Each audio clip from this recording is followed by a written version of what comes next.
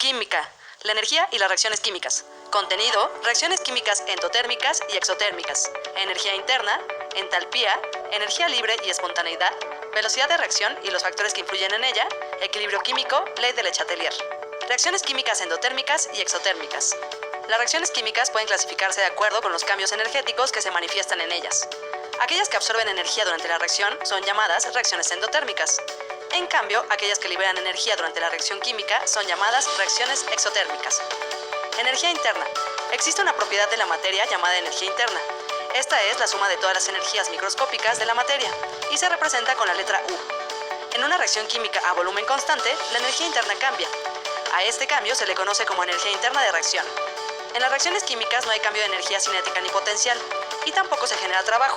Por lo tanto, el cambio de energía interna en una reacción a volumen constante es igual al calor de reacción. Entalpía.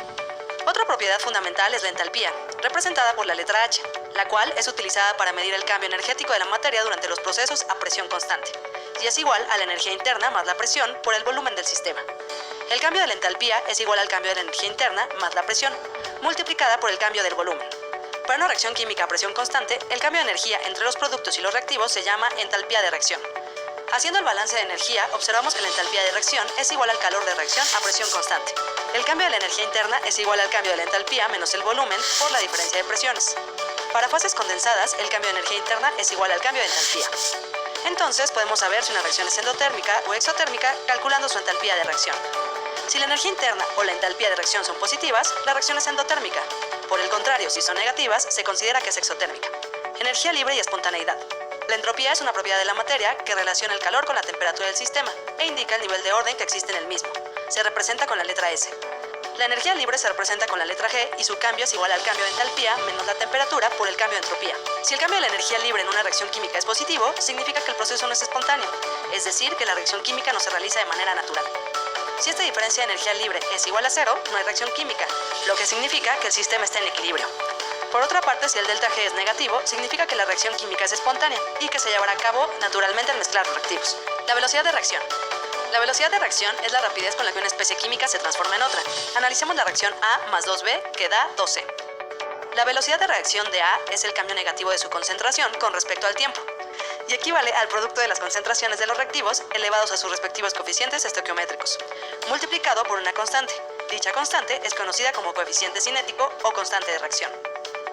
La velocidad de reacción se ve alterada por diferentes factores como la temperatura, las concentraciones de los reactivos y la presión para reacciones en fase gas.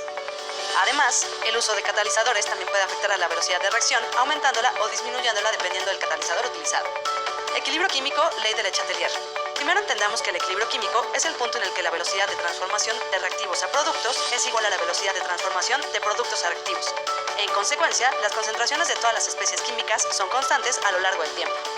La constante de equilibrio es entonces el producto de las concentraciones de los productos elevados a sus coeficientes estoquiométricos, dividido entre el producto de las concentraciones de los reactivos elevados a sus coeficientes estoquiométricos.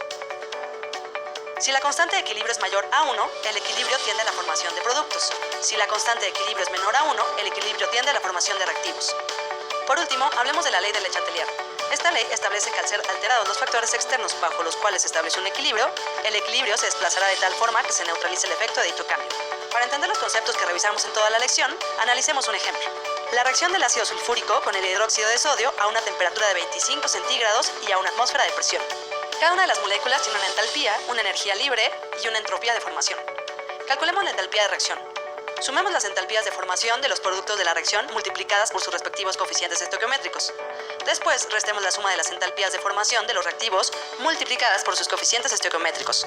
Como resultado, la entalpía de reacción es menos 110.29 kJ por mol.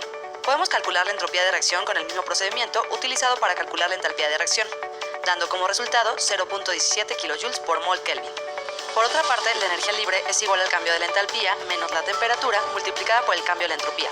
Esto es igual a menos 161.23 kJ entre mol. También es posible calcular directamente la energía libre de la reacción utilizando los valores de las energías libres de formación de la misma forma en que se calcularon la entalpía y la entropía de reacción, lo que da como resultado menos 161.23 kJ entre mol. La entalpía de reacción es negativa, lo que significa que la reacción es exotérmica, y al ser una fase condensada, el cambio de la energía interna es igual al cambio de la entalpía. Podemos observar que el cambio de la energía libre también es negativo, por lo que la reacción química es espontánea. La constante de equilibrio también es equivalente a la función exponencial de menos el cambio de la energía libre entre la constante de los gases, multiplicada por la temperatura. Finalmente observamos que la constante de equilibrio es igual a 1.76 por 10 a la 28, lo cual es mucho mayor a 1. Por lo tanto, la reacción tiende a la formación de productos. Repasemos los contenidos de la lección. Definimos la energía interna y la entalpía, así como sus cambios durante una reacción química.